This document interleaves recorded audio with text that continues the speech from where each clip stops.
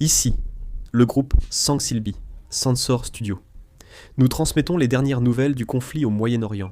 Je suis Téhéran. Une zone résidentielle est totalement détruite après d'intenses frappes aériennes israéliennes et américaines. Le commissariat de police de Téhéran a aussi été attaqué. La vidéo montre l'armée israélienne attaquant des membres du Basij dans l'ouest de l'Iran, selon la personne qui l'a fournie, affirmant que le commissariat a explosé. L'armée israélienne a aussi diffusé une attaque contre un navire de guerre iranien en mer Caspienne. Ces navires, équipés de missiles, étaient amarrés dans une base navale stratégique pour le transport d'armes vers la Russie.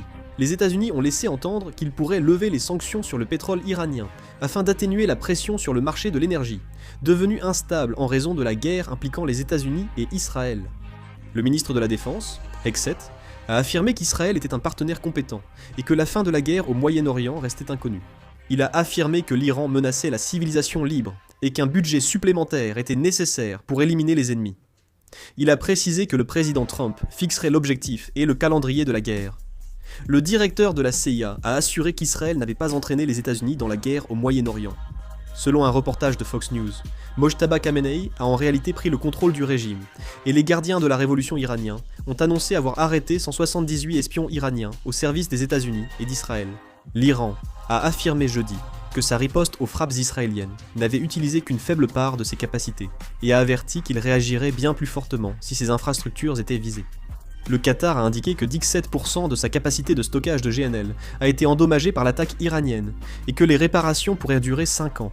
Il pourrait aussi invoquer la force majeure sur ses contrats de GNL avec la Corée du Sud et d'autres pays. Le chancelier allemand a affirmé que tant que la guerre des États-Unis et d'Israël contre l'Iran durerait, Berlin n'interviendrait pas au Moyen-Orient.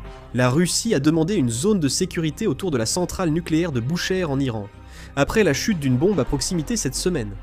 Le Royaume-Uni, la France, l'Allemagne, l'Italie, les Pays-Bas et le Japon souhaitent coopérer pour garantir la sécurité du détroit d'Ormuz. Les dirigeants européens et japonais ont fermement condamné les attaques de l'Iran contre les navires et les installations énergétiques, exigeant la réouverture du détroit d'Ormuz. Le Premier ministre britannique, Keir Starmer, et les dirigeants de la France, de l'Allemagne, de l'Italie, des Pays-Bas et du Japon ont exigé jeudi que l'Iran cesse immédiatement ses attaques de drones, de missiles et toute tentative de blocage de la navigation dans le détroit. Selon l'agence officielle du Koweït, le roi Michal al-Ahmad al-Sabah a appelé le prince héritier d'Arabie Saoudite, Mohammed bin Salman, après l'attaque iranienne. Les deux dirigeants ont affirmé qu'ils mobiliseraient toutes leurs ressources pour garantir la sécurité et la stabilité régionale.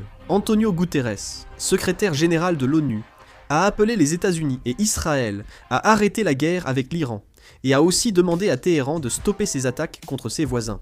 Si de nouvelles informations nous parviennent, je publierai une vidéo. C'est la fin de ce bulletin. Merci.